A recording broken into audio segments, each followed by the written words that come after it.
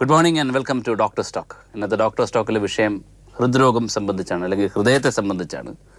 നമ്മുടെ ശരീരത്തിലെ ഏറ്റവും പ്രധാനപ്പെട്ട അവയവം ഏത് എന്ന് ചോദിച്ചാൽ എൻ്റെ ഇടതുവശത്തിരിക്കുന്ന വിഭാഗത്തിൽപ്പെട്ട ആൾക്കാർ ഹൃദയമാണെന്ന് പറയും. അവരൊരു കാർഡിയോളജിസ്റ്റ് ആയതുകൊണ്ട്. അപ്പോൾ ഹൃദയത്തിൻ്റെ പ്രവർത്തനം എങ്ങനെയാണ്, ഹൃദയത്തിൻ്റെ മിടിപ്പുകൾ എന്തൊക്കെയാണ്, അത് എന്തൊക്കെയാണ് അത് സൂചിപ്പിക്കുന്നത്, ഹൃദയമിടിപ്പുകളിലുണ്ടാകുന്ന തകരാറുകൾ അതെങ്ങനെ പരിഹരിക്കാം, ഇതാണ് ഇന്നത്തെ വിഷയം. സാധാരണ നമ്മൾ ചെയ്യുന്ന ഒരു തരത്തിലുള്ള വിഷയമല്ല, അതൊരു പുതിയ വിഷയമാണ്. അതായത് നമുക്ക് ഡോക്ടറോട് തന്നെ കൂടുതൽ കാര്യങ്ങൾ ചോദിക്കാം. അദ്ദേഹം ഡോക്ടർ വിനോദ് തോമസ്, കൊച്ചി റിനൈ മെഡിസിറ്റി ഹോസ്പിറ്റലിലെ കാർഡിയോളജിസ്റ്റാണ്. Good morning doctor Vinod. Good morning. ഞാൻ പറഞ്ഞല്ലോ, നമ്മളൊരു പുതുമയുള്ള വിഷയമാണ്. സാധാരണ നമ്മൾ ചെയ്യുന്നത് അതെ കൊറോണറി ആർട്ടറി ഡിസീസ്, ബൈപ്പാസ്, അതുപോലുള്ള സാധനങ്ങൾ, നമ്മൾ ആൻജിയോപ്ലാസ്റ്റി, അങ്ങനെയുള്ള കാര്യങ്ങൾ നമ്മൾ കൂടുതൽ ചെയ്യുന്നത്. ആദ്യമായിട്ട് ഞാൻ ചോദിക്കുന്നത്, നമ്മുടെ ഹൃദയത്തിൻ്റെ പ്രവർത്തനം എന്ത്, അല്ലെങ്കിൽ ഹൃദയം എങ്ങനെ പ്രവർത്തിക്കുന്നു എന്ന് വളരെ ചുരുക്കി പറഞ്ഞുകൊണ്ട് നമുക്ക് തുടങ്ങാം. തീർച്ചയായിട്ടും നമ്മുടെ ഹൃദയത്തിന് 2 തരം ഫങ്ഷൻസ് ഉണ്ട്. അതിനകത്ത് ഒരു ഫങ്ഷൻ നമുക്ക് എല്ലാവർക്കും അറിയുന്നതാണ്. എന്ന് വെച്ച് കഴിഞ്ഞാൽ ഹൃദയം ഒരു പമ്പാണ്. ബേസിക്കലി 4 അറകളുള്ള ഒരു പമ്പാണ്. ഇത് നമ്മുടെ ഹൃദയത്തിൻ്റെ വിവിധ ഭാഗങ്ങളിലേക്ക്, നമ്മുടെ ഹൃദയത്തിൽ നിന്ന് മറ്റ് അവയവങ്ങളിലേക്കും തലച്ചോറിലേക്കും നമ്മുടെ ശരീരത്തിൻ്റെ വിവിധ ഭാഗങ്ങളിലേക്കും രക്തം എത്തിക്കാനുള്ള ഒരു പമ്പായിട്ടാണ് ഹൃദയം വർക്ക് ചെയ്യുന്നത്. അത് നമുക്ക് എല്ലാവർക്കും അറിയാവുന്ന, ഏത് കൊച്ചുകുട്ടികൾക്ക് പോലും അറിയുന്ന ഒരു ഫങ്ഷനാണ്. ഇത് കൂടാതെ ഹൃദയത്തിനുള്ളിൽ ഒരു ഇലക്ട്രിക്കൽ ഫങ്ഷൻ നടക്കുന്നുണ്ട്. ഈ ഇലക്ട്രിക്കൽ ഫങ്ഷനാണ് നമ്മുടെ ഹാർട്ട് ബീറ്റ് ചെയ്യുന്നത്, കൺട്രോൾ ചെയ്യുന്നത്. ഹാർട്ട് ബീറ്റ്സ് നമുക്ക് എല്ലാവർക്കും അറിയാം. നമ്മുടെ ഹൃദയം ഒരു സാധാരണ വ്യക്തിയിൽ ഒരു 70 മുതൽ 100 വരെ ഉള്ള ഒരു ക്രമത്തിൽ 1 മിനിറ്റിനുള്ളിൽ ഇടിക്കുന്നുണ്ട്. ഈ ഇടിപ്പ് നടക്കുന്ന പ്രക്രിയ ശരിക്കും പറഞ്ഞാൽ അത് വളരെ പ്രോഗ്രാംഡായിട്ട്, എന്ന് വെച്ചാൽ നമ്മൾ ജനിക്കുമ്പോൾ തന്നെ അത് പ്രോഗ്രാംഡായിട്ട് വരുന്ന ഒരു സാധനമാണ്. ആ പ്രവർത്തനം ആണ് ഇലക്ട്രിക്കൽ ഫങ്ഷൻ. ഇന്നത്തെ നമ്മുടെ ഒരു ചർച്ച നമ്മൾ ഉദ്ദേശിക്കുന്നത് ഈ ഇലക്ട്രിക്കൽ ഫങ്ഷനുമായിട്ട് ബന്ധപ്പെട്ട്, അത് പലർക്കും നമ്മുടെ സാധാരണക്കാർക്ക് വളരെയധികം അറിയാത്ത ഒരു ഏരിയയാണ് ഇലക്ട്രിക്കൽ ഫങ്ഷൻ എന്ന് പറഞ്ഞു കഴിഞ്ഞാൽ. ഈ ഇലക്ട്രിക്കൽ ഫങ്ഷനാണോ നമ്മൾ ECGയിൽ റെക്കോർഡ് ചെയ്യുന്നത്?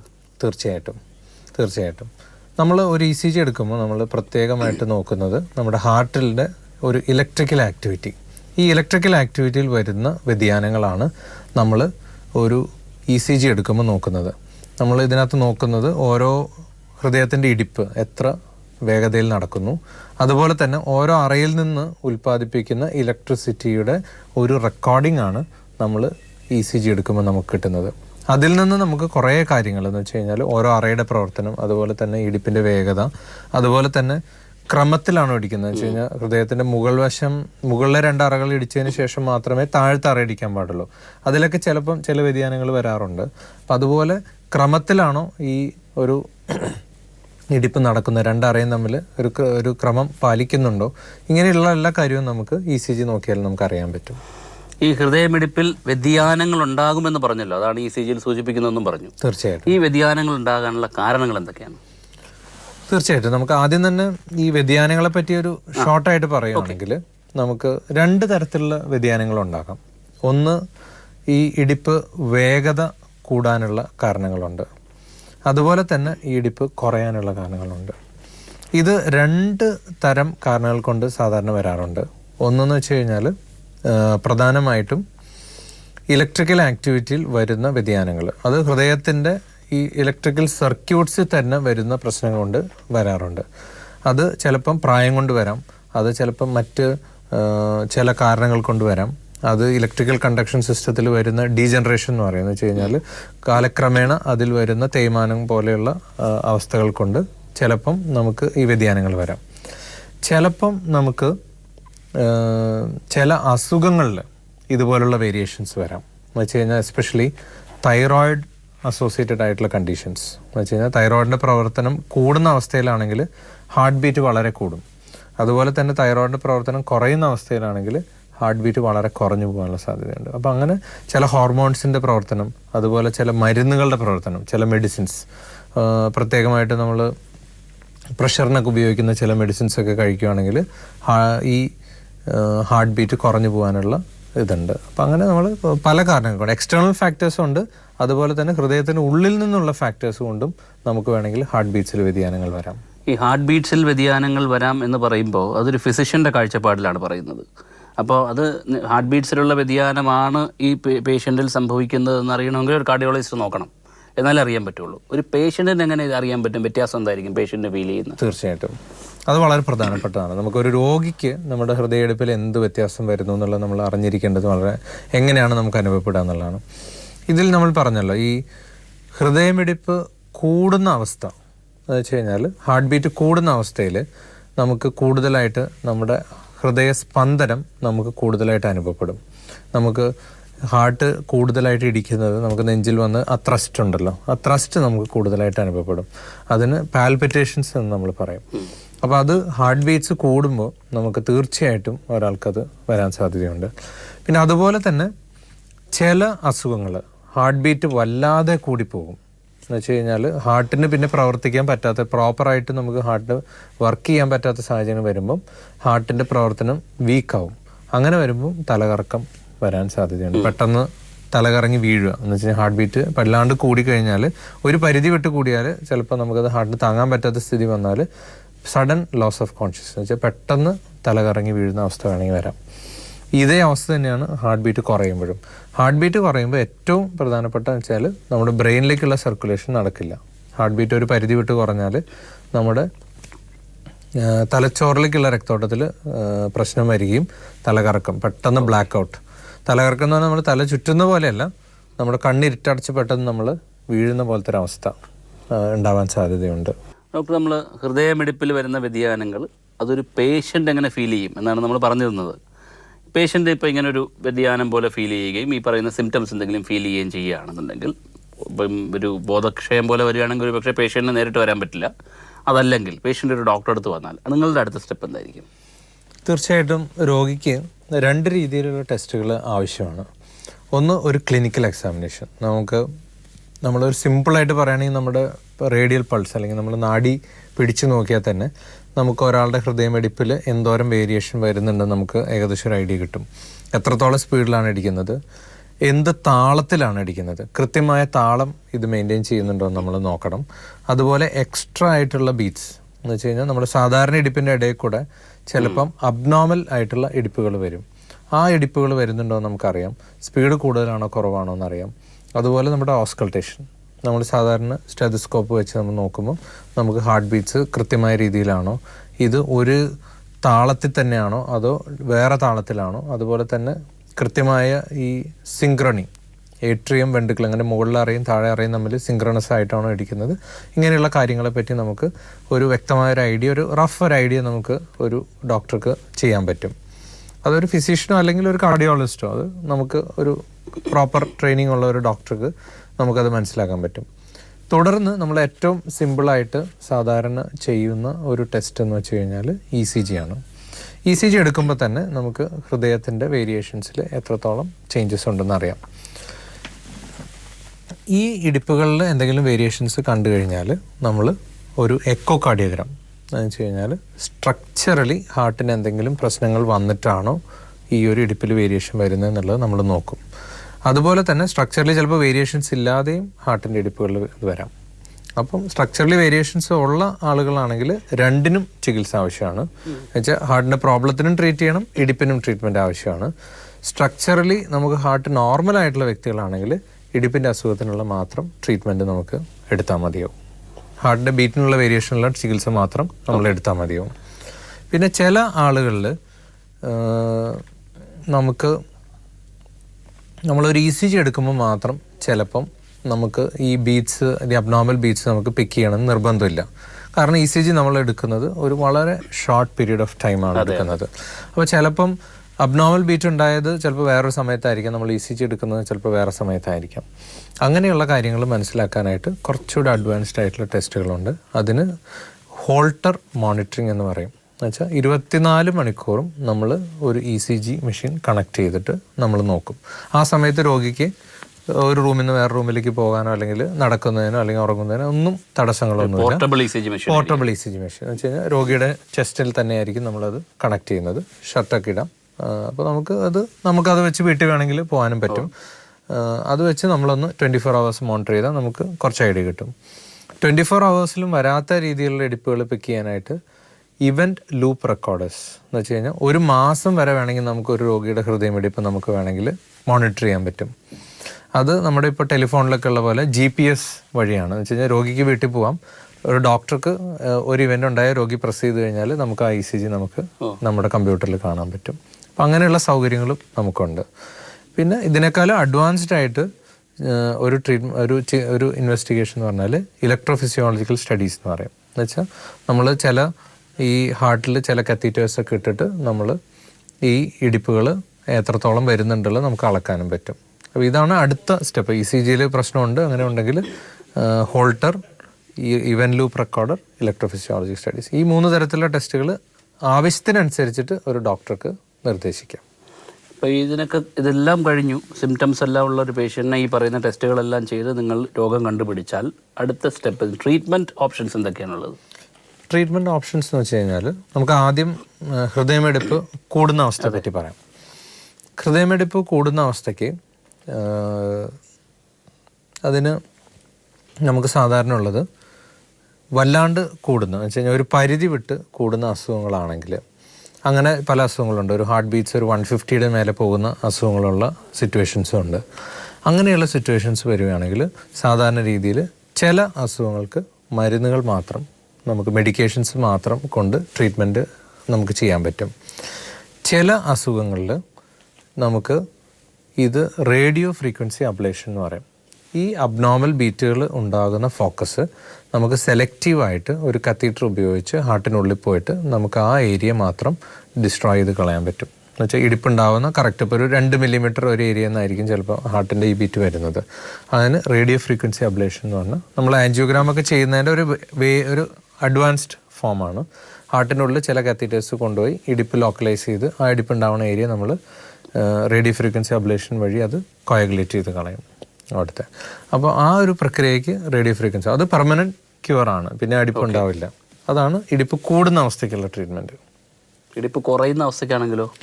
ഇടിപ്പ് കുറയുന്ന അവസ്ഥയ്ക്കാണെങ്കിൽ സാധാരണ രീതിയിൽ നമുക്കൊരു നോർമൽ ഒരു വ്യക്തിക്ക് സാധാരണ രീതിയിൽ ഒരു 70 ഇടിപ്പ് ആവശ്യമാണ്. അതിലൊരു 50 വരെയൊന്നും വലിയ പ്രശ്നങ്ങളില്ല. ഒരു 50ക്ക് താഴേക്ക് വരുവാണെങ്കിൽ ചിലപ്പോൾ തലകറക്കം അങ്ങനത്തെ ബുദ്ധിമുട്ടുകളുണ്ടാവും. ചിലർക്ക് 30കളിലേക്കും ഒക്കെ കുറഞ്ഞു പോകാനുള്ള സാധ്യതയുണ്ട്. അങ്ങനത്തെ ഒരു സാഹചര്യം വരുവാണെങ്കിൽ, വല്ലാണ്ട് കുറയുകയാണെങ്കിൽ, മരുന്നുകൾ കൊണ്ട് നമുക്ക് നിയന്ത്രിക്കാൻ പറ്റാത്ത സാഹചര്യങ്ങൾ വരികയാണെങ്കിൽ നമ്മൾ പേസ് മേക്കേഴ്സ് എന്ന് പറഞ്ഞിട്ടുള്ള കുറച്ച് യന്ത്രം നമ്മൾ കണക്ട് ചെയ്ത് കൊടുക്കും. എന്ന് വെച്ച് കഴിഞ്ഞാൽ ഹൃദയത്തിന് എക്സ്ട്രാ ആയിട്ട് മിസ് ചെയ്യുന്ന ബീറ്റുകൾ നമ്മൾ എക്സ്ട്രാ കൊടുക്കാനായിട്ട് ഹാർട്ടിന് പുറമെ നിന്ന് ഒരു പേസ് മേക്കർ നമുക്ക് കണക്ട് ചെയ്ത് കൊടുക്കാൻ പറ്റും. ഡോക്ടർ, നമ്മൾ പേസ് മേക്കേഴ്സിനെ കുറിച്ച് ഇപ്പോൾ പറഞ്ഞു നിർത്തിയത് പേസ് മേക്കേഴ്സിലാണ്.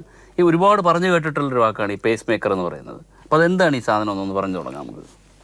ഒരു പേസ് മേക്കർ എന്ന് വെച്ച് കഴിഞ്ഞാൽ അതിൻ്റെ പ്രധാന ഫങ്ഷൻ എന്ന് വെച്ച് കഴിഞ്ഞാൽ നമ്മൾ ഹാർട്ടിന് നമ്മുടെ എപ്പോൾ ഒരു ബീറ്റ് മിസ്സാവുന്നു ആ ബീറ്റ് ഈ പേസ് മേക്കർ നമുക്ക് ഹാർട്ടിലേക്ക് കൊടുക്കും. പേസ് മേക്കറിന് 2 കമ്പോണൻസ് ഉണ്ട്. എല്ലാ പേസ് മേക്കറിനും ഒരു ബാറ്ററി ഉണ്ടാവും.